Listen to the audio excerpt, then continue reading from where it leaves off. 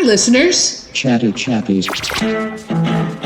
Here we are again. Chatty Chappies. Chatty Chappies. Chatty Chappies. Chatty Chappies. Brian and Andrew on Chatty Chappies. Thank you for turning on Chatty Chappies. Andy and Brian are recent friends who are discovering similar interests and just like chatting about all kinds of things from music to vehicles, spirituality to writing, but seldom football. No, never soccer. I mean, never football. Chatty Chappies.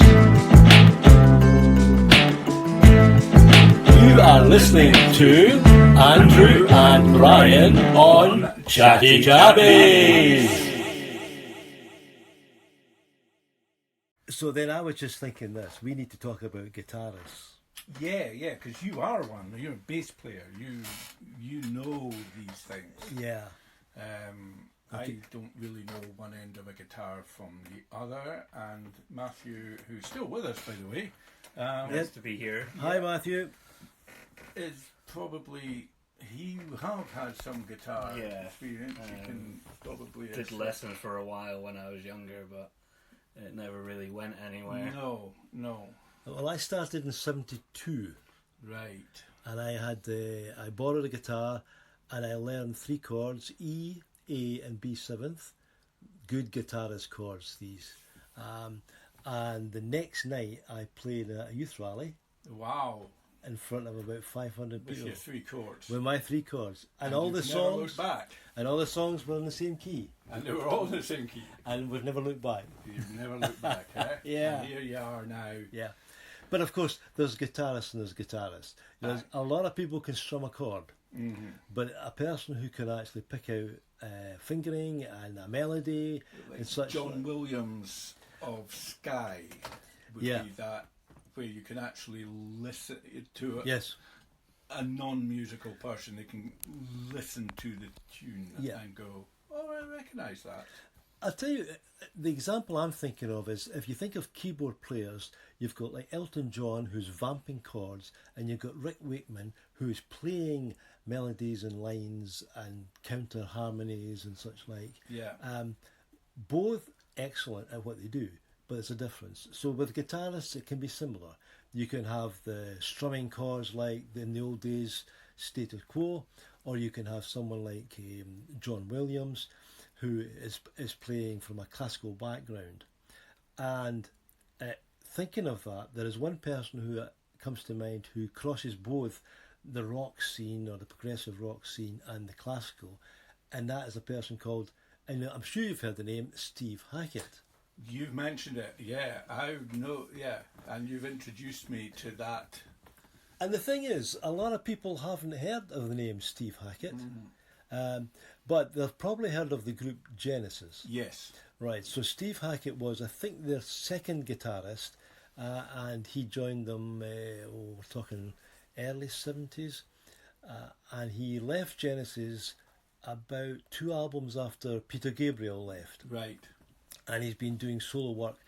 He did solo work from the mid-70s, and then when he left Genesis, he would continue doing solo work. In fact, he did an album based on the tarot cards. Oh, right, okay. Yeah. Our good old friends, the tarot, The tarot cards, The old yes. prediction. And he wrote about the various aspects of the tarot cards. So what I like about Steve Hackett is not only is he a guitarist, but he's a songwriter, a music writer, and he covers lots of different genres. You know, he can do the rock and roll, but he can do the progressive rock. He can do English country music, whatever that sounds like. But you know, the kind of music where you think you're punting up the river in Oxford or Cambridge. Yeah. Yeah. So English country music And- is... Yeah.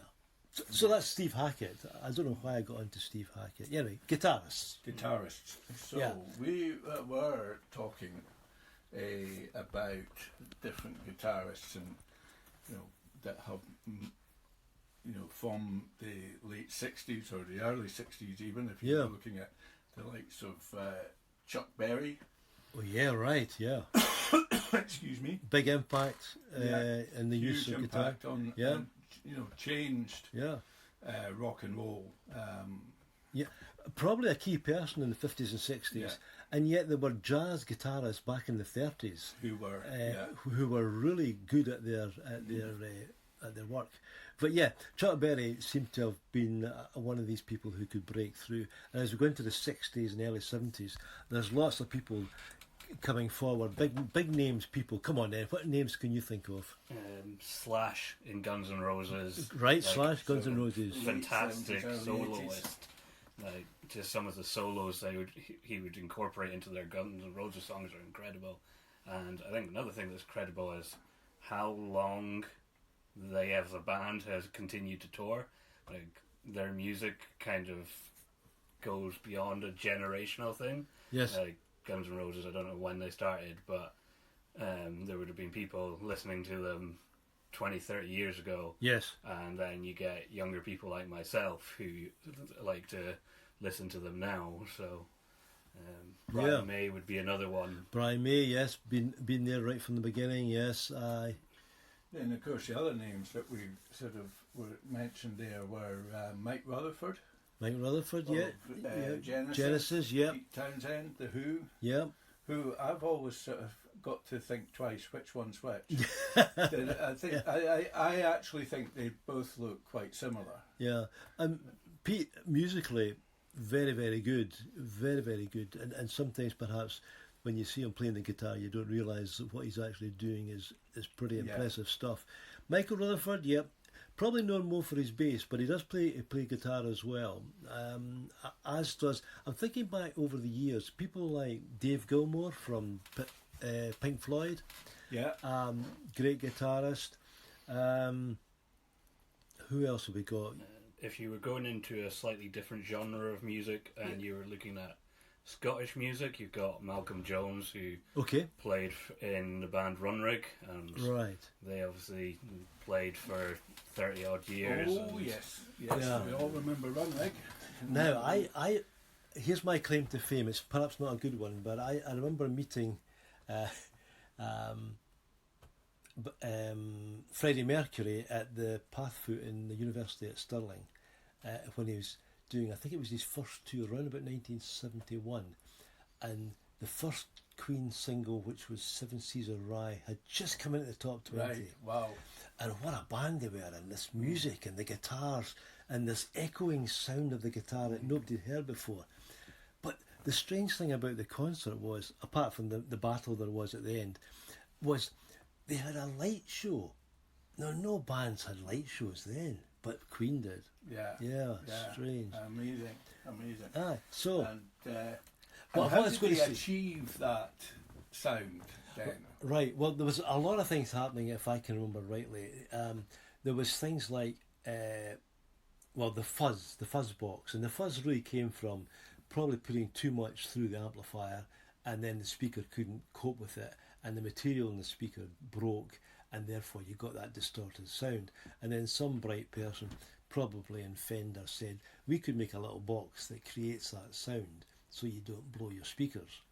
So fuzz is one thing, and then things like sustain, and then there was like old tape recorders called the Echoplex, and the Echoplex would take the sound and then record it and then play it back, so you would get the echo, you would get the echo, you would get the echo. Same as that would be pre-loop pedal. Exactly, and this is all before digital. I mean, now it's all digital, but this was like a super duper tape recorder with a small loop of tape that's why it was called a loop tape recorder, to play that sound. And something that comes to mind, you mentioned Runrig there, Matthew. There was a chap called John Martin, and he was doing the circuit for years, doing kind of folky music with acoustic guitar, and he would do the clubs and the pubs and the universities, because there was a big university circuit in these days. And then he discovered the Echoplex and these effects pedals, and then he would start playing his acoustic guitar through these pedals, and the sounds he was getting was like, amazing sound. And he developed quite an interesting technique in playing the guitar, where he would be finger picking, and he would also hit the casing of the guitar with the heel of his hand, and that would be echoed, and he would get some really weird sounds. I think he might have been on certain substances as well, which might have affected the musical content. But then he's gone through different phases as a guitarist, and unfortunately he died some years ago. But I liked what he was doing in the early 80s, and I love putting on some of his albums of the music he did in the 80s. Other guitarists, did we mention David Gilmour of Pink Floyd? I think we did. We did mention him, but any highlights of his new...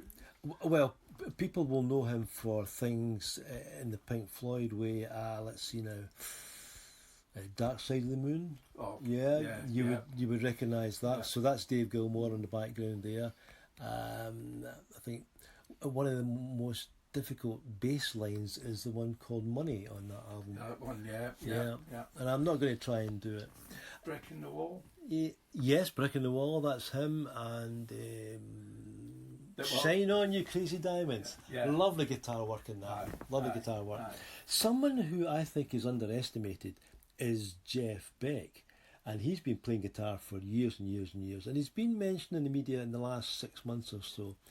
And did you know that Rod Stewart used to be the singer for Jeff Beck? Right, wow. So that's like very early. Way back. Yeah. Before he joined the Faces, so that's before Maggie May and all these songs. Yeah. So that's a good kick around, isn't it? Yeah. From John Williams to Jeff Beck. And of course, in the is it Maggie May? For the video of it. Yes. And they've got the mandolin player. The mandolin player who is John Peel. Correct. Yeah. Yes. Well done. Yeah. He's sitting there playing away in a mandolin and Rod's kicking a football round in the background. That's right. Yeah. That's. And that's going back a bit. Sorry, Matthew. That's before your time. This is going long before my time. That's before your time. Who was a great. Introduced so many bands who otherwise would never have seen them exactly. Yeah. Fantastic guy. Yeah. Mm-hmm. Well, we haven't mentioned people like Steve Howe from Yes, good guitarist, and been there and done lots of different things. I mean, there's so many, and the danger is that we miss somebody. But maybe somebody could put a comment in the comments box about a guitarist that they like or prefer, or that would be good. Yeah.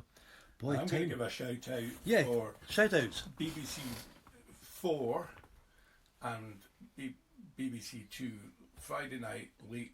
The programmes where musicians from all of these bands and groups discuss and talk about and explain their music and where they're coming from. They're absolutely fascinating to study and listen to what they've got to say. It's a great insight into what's been happening.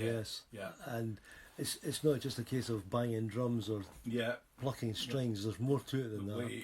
And it's obviously been a creative period, the 60s, 70s and 80s and so on. And a lot of people can kind of hark back to the good old days. But I think there's probably good stuff getting created as we speak. Mm-hmm. It just needs a good vehicle to get it known. Mm-hmm. Yeah.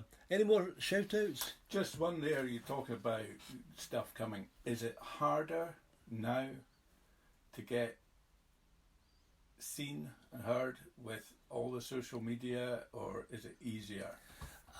That's a good question. That is a very good John question. Peel and how he introduced bands to the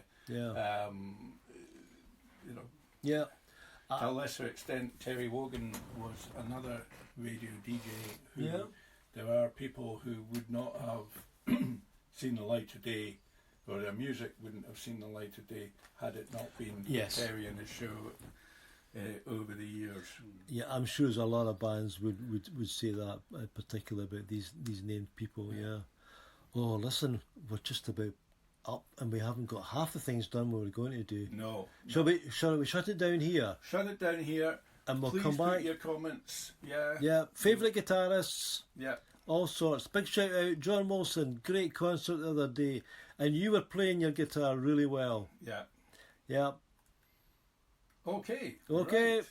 You were listening to another program of Chatty Chappies.